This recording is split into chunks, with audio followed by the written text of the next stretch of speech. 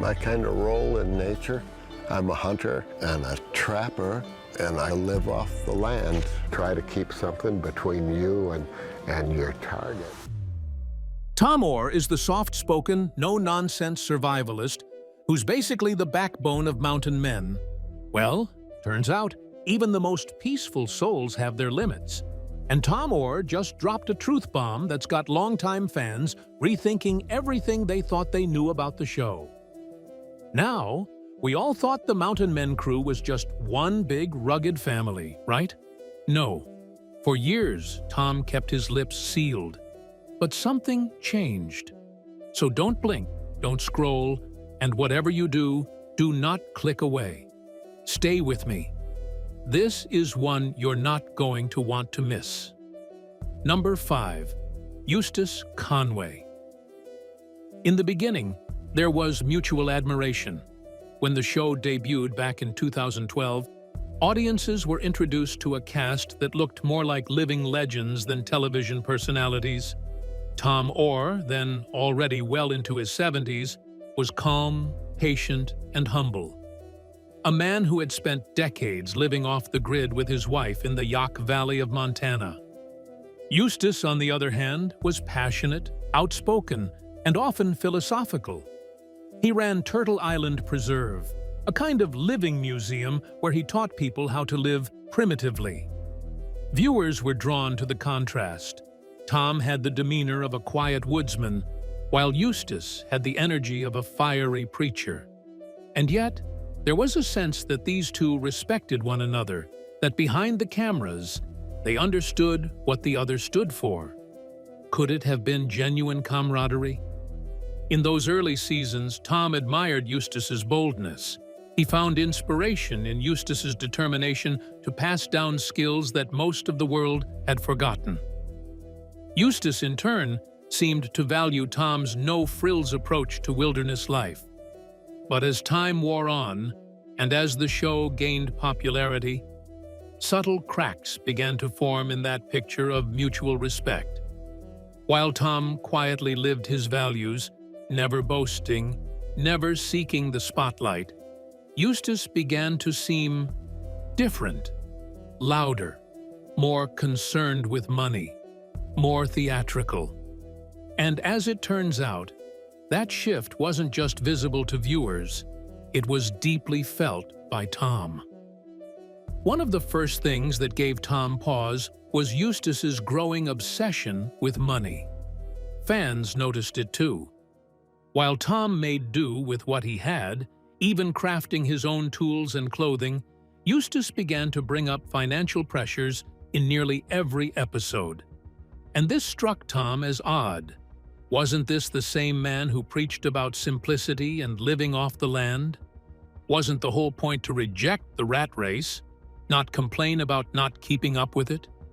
Tom never said much on camera, but behind the scenes, those contradictions started to bother him. Then came the legal troubles. In 2012, authorities from Watauga County paid a visit to Turtle Island Preserve after receiving anonymous complaints.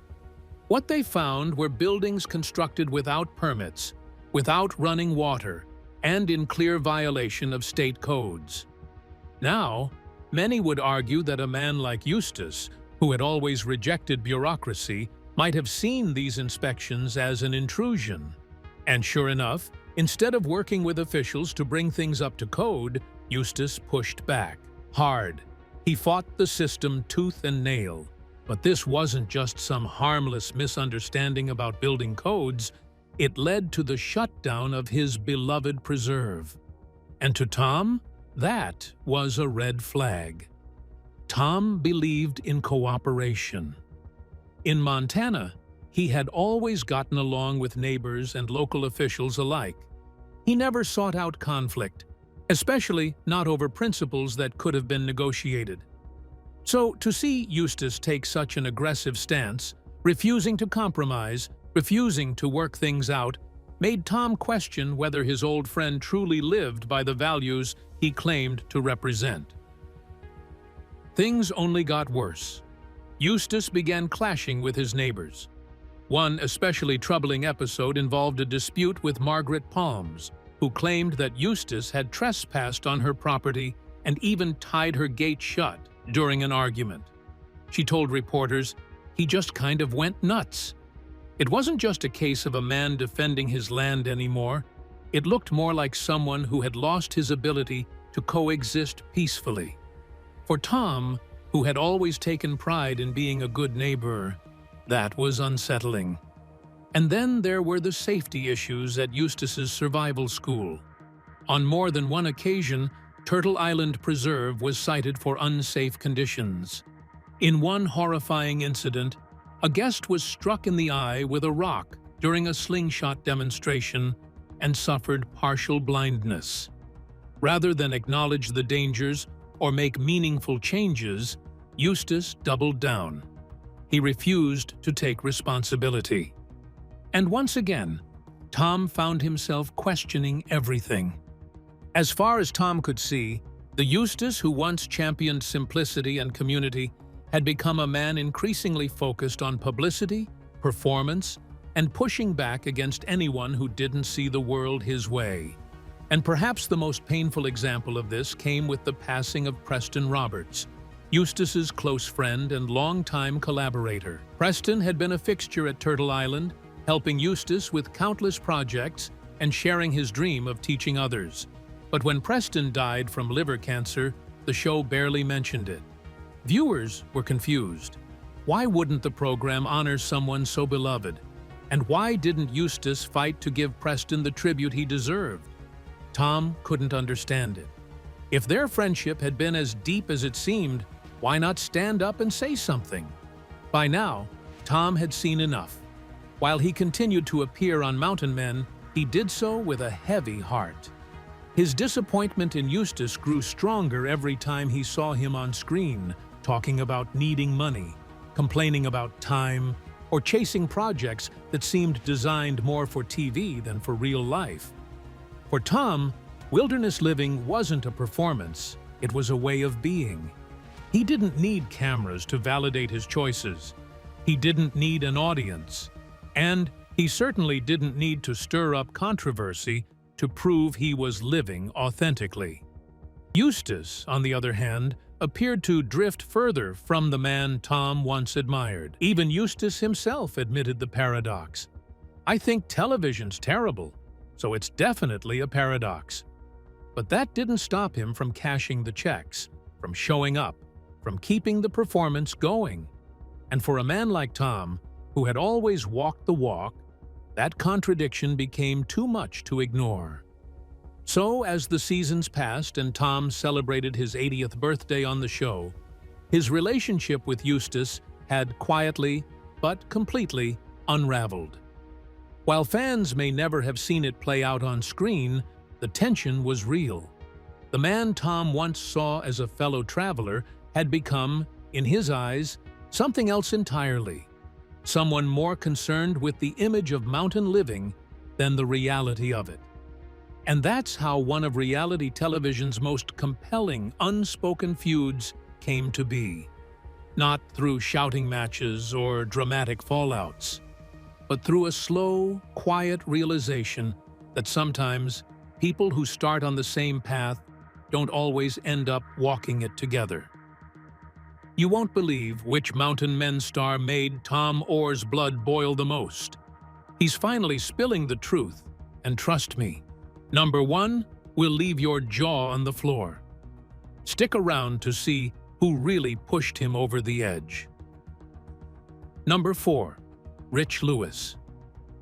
While most of the Mountain Men cast gradually picked up their survival skills as the cameras rolled and the seasons changed, Rich Lewis stood apart as someone who had already earned his stripes in the wild long before the History Channel ever knocked on his cabin door. Rich wasn't just playing the part of a rugged mountain dweller, he truly lived it.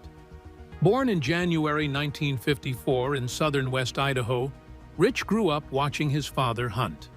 And from those early days, something about the way his father tracked and moved through the woods stirred a passion in him.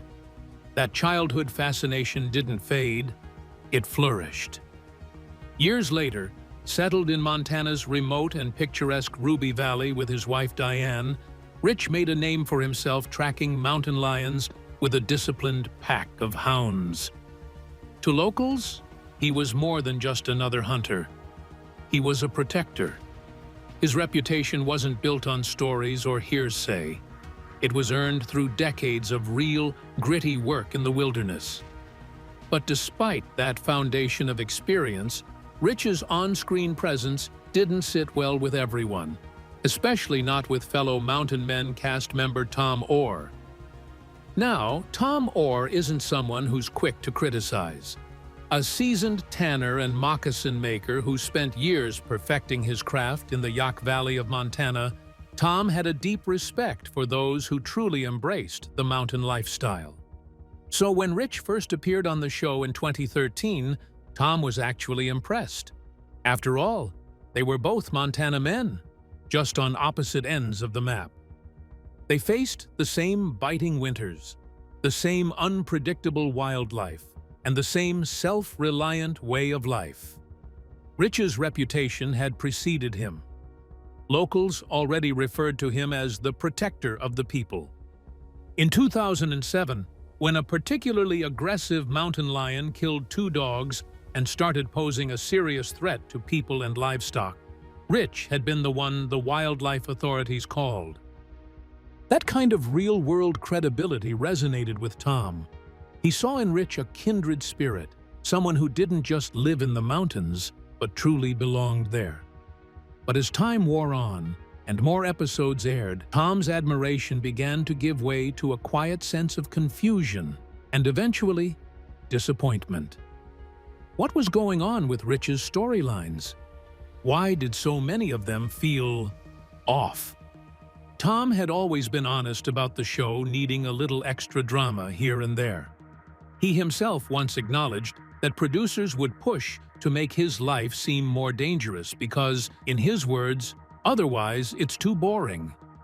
But with Rich, it went beyond subtle exaggeration. Rich's segments began to feel like they were stuck in a repetitive, overly dramatic loop, especially when it came to his dogs. And here's where things really started to wear on Tom's nerves. Rich was portrayed as this expert houndsman, someone whose livelihood depended on the ability of his dogs to track and corner wild predators. But episode after episode, the same storyline played out. Rich would lose his dogs in the woods, wander around looking worried, and eventually either find them or call off the hunt. Viewers who weren't familiar with hound hunting might have bought into the tension, but to someone like Tom, who understood how this actually worked, it didn't add up. The dogs weren't just running free. They were equipped with high-tech GPS collars and radio trackers. Rich knew exactly where they were the whole time. So why the theatrics? Even more frustrating was how often Rich's dogs seemed to fail. Despite being introduced as a seasoned lion hunter, his hounds were constantly shown losing tracks, getting injured, or failing to corner even a bobcat. In one especially eyebrow-raising moment, Rich claimed his dogs didn't know how to cross a river, a shallow stream, really, which left even casual viewers scratching their heads. And for Tom, who knew how much skill and training went into building a reliable pack, this depiction just felt wrong. It didn't reflect the reality of what Rich was supposedly good at. In fact, it seemed to undermine it entirely. Was it really fair to portray someone as an expert while constantly showing them failing at their core skill? What pushed Tom further toward skepticism was the emotional manipulation layered into Rich's segments. The show devoted a lot of time to the birth and tragic death of one of Rich's dogs, Ruby. While the grief was likely real and understandable, the way it was presented, complete with slow motion shots, tearful reflections, and an extended puppy-choosing subplot, felt to Tom like the producers were milking the moment for every ounce of drama. Was this about real life? Or just another attempt to tug at viewers' heartstrings? Tom Oar has always been the quiet one, but not today. He's naming names, and some of the people on this list will seriously shock you. Want to know who he truly couldn't stand? Wait till you hear who's at number 1. Number 3. Jason Hawk. When Jason Hawk first appeared on Mountain Men in 2016 during its 5th season, many longtime fans of the show didn't quite know what to make of him.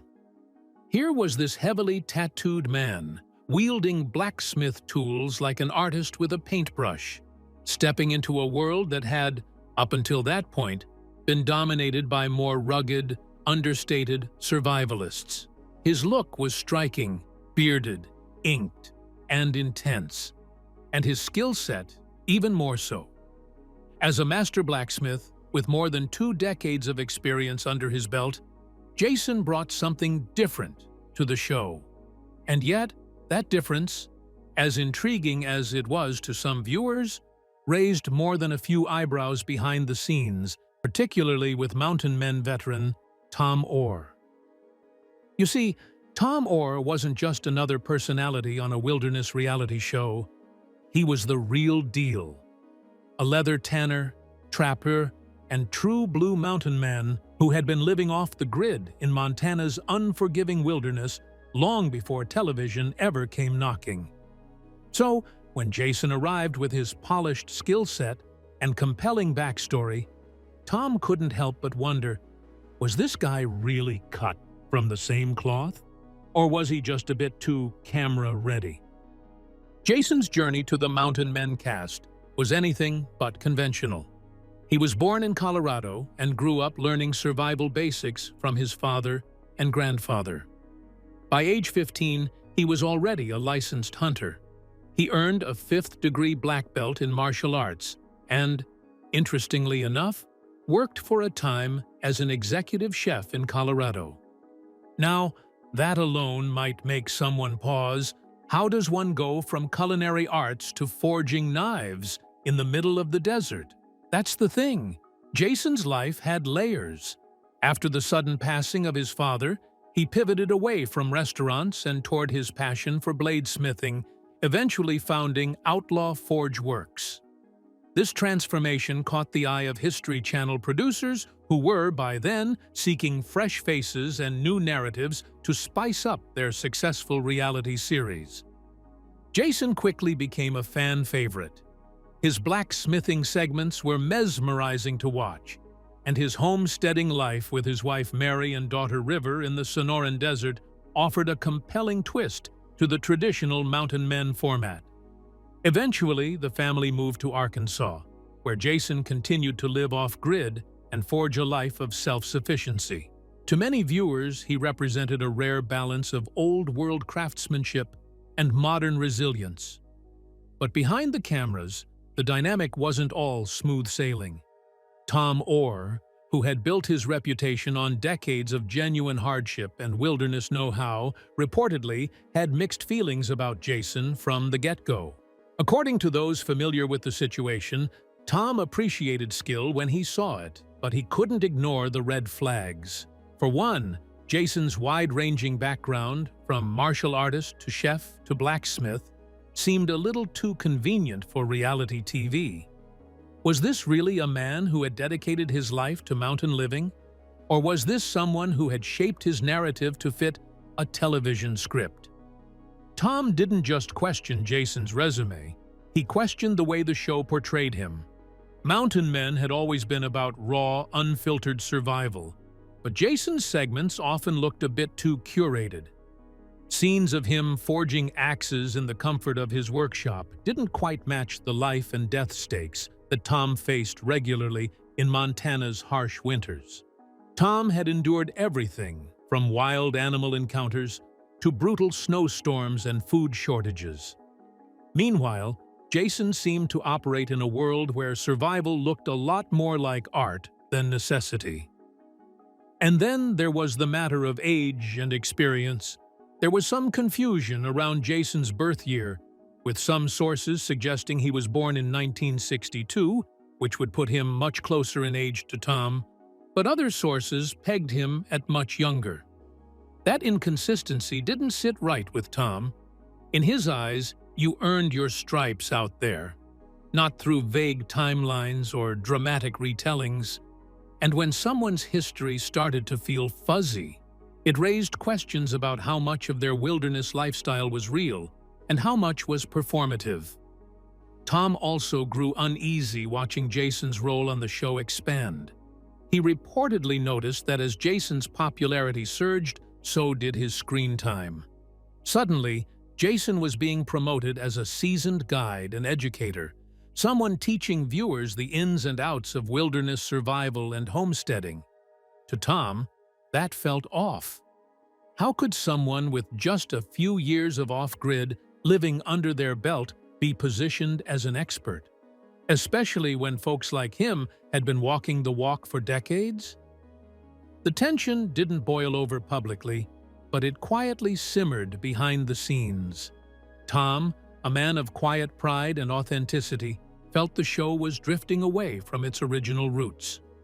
Mountain Men was becoming more polished, more entertainment-driven, and in Jason, he saw a symbol of that shift. Not that Jason was to blame, he was doing what he did best. But for Tom, who had sacrificed comfort and recognition for the purity of a wild life, it all felt like a betrayal of what the show once stood for. Number 2. Morgan Beasley. Morgan Beasley's approach to wilderness life wasn't just about chopping wood and catching dinner. No, it was something far more intense, almost philosophical in its extremity. He didn't just live off the grid, he practically erased it. After earning a degree in environmental science from the University of Idaho, not something you'd expect from someone who'd later vanish into the Alaskan backcountry, Morgan set out on a personal journey that took him to the remote corners of the Alaska Range. And this wasn't just a temporary escape from society. He built his life around complete, almost obsessive self-sufficiency. A lot of people talk about simplifying, but Morgan made it an art form. He built his own portable home by hand, lived without electricity, internet, roads, or even regular human contact. At one point, he hiked over 275 miles on foot across one of the most unforgiving landscapes in the U.S. just to reach his own property. No guides, no shortcuts, just him, the mountains, and his mission. And while most survivalists boast a laundry list of past jobs that paint them as jack of all trades, Morgan's resume genuinely backed up his off-the-grid expertise. He'd worked in everything from cabinetry to fish processing to guiding horseback expeditions. That experience, plus his time as a wrangler in sheep hunting camps, gave him a deep, hard-earned relationship with both the land and the animals that roam it. He wasn't just surviving, he was thriving, at least by his own definition. But here's the big question. How do you coexist on a show with other wilderness experts when your idea of wilderness living veers into the realm of philosophical extremism? That was the crux of the quiet tension between Morgan Beasley and Tom Oar. Tom, a beloved fan favorite, came from a different school of thought. For Tom, the wilderness wasn't just a backdrop for some existential odyssey. It was home. It was a place where old traditions lived on, where a man could trap, tan hides, and build a meaningful, sustainable life without cutting himself off completely from the world. His life in Montana's Yucca Valley reflected that. A well-built cabin, a network of friends and neighbors, and a lifestyle that balanced hardship with comfort. So when Morgan came barreling in with his high-stakes living philosophy, where every day was potentially life or death, where comfort was a sign of weakness, Tom couldn't help but raise an eyebrow. Sure, he respected Morgan's grit. Who wouldn't? But Tom also believed there was a difference between being brave and being reckless. Was it really necessary to hike across the Alaska Range with barely enough supplies just to prove a point? was living 165 miles from the nearest town with no backup, truly admirable, or just a stubborn defiance of common sense? Tom, like many of the show's viewers, saw the red flags. He believed in living close to nature, yes, but also in managing its resources with care. That meant harvesting wood with a conservationist's eye, maintaining a balance, and keeping a weathered, well-earned respect for the dangers of the wild. Morgan, on the other hand, was known to simply cut down cottonwood trees for horse fodder without planning for regrowth. That rubbed people the wrong way. And Tom? Well, Tom thought that kind of approach might eventually backfire. Their different philosophies were visible not just in what they said, but in how they lived. One scene, which left a strong impression, showed Morgan battling brutal 50-mile-per-hour winds that tore at the roof of his shelter and threatened his entire food supply. Tom watched, not in glee, but with concern. Why put yourself through that kind of ordeal when there were safer, smarter ways to build a life in the wilderness? And that was the heart of their clash. It wasn't personal animosity. It was philosophical. Tom believed wilderness skills should lead to a balanced, sustainable existence, one that still included friendships, community, and comfort when earned. Morgan? He seemed to see those very things as the enemy. For him, every day was a test. Every hardship was a badge of honor. Isolation wasn't a side effect. It was the goal. Even their relationship with the camera crew and the show itself underscored their differences.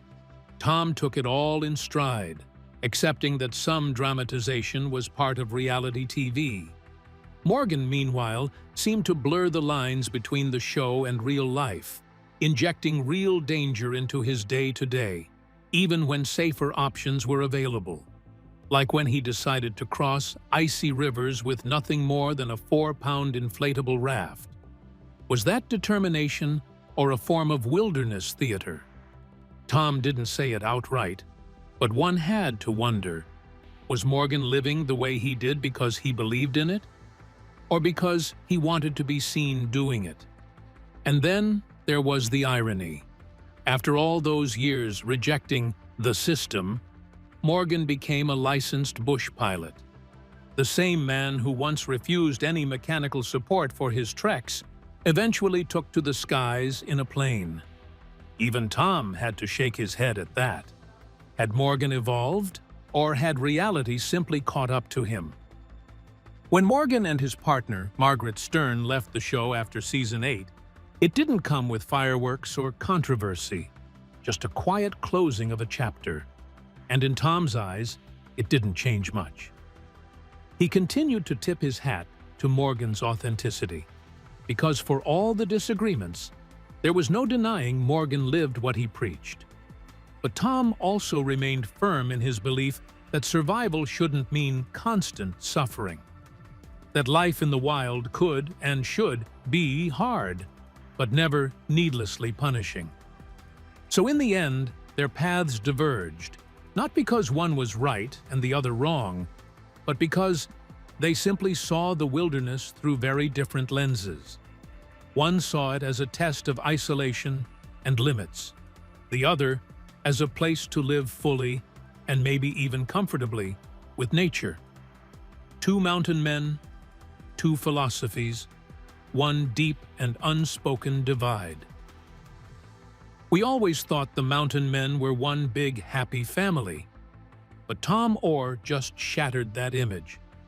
Don't blink, because it only gets crazier as the list goes on. Number 1. Kyle Bell.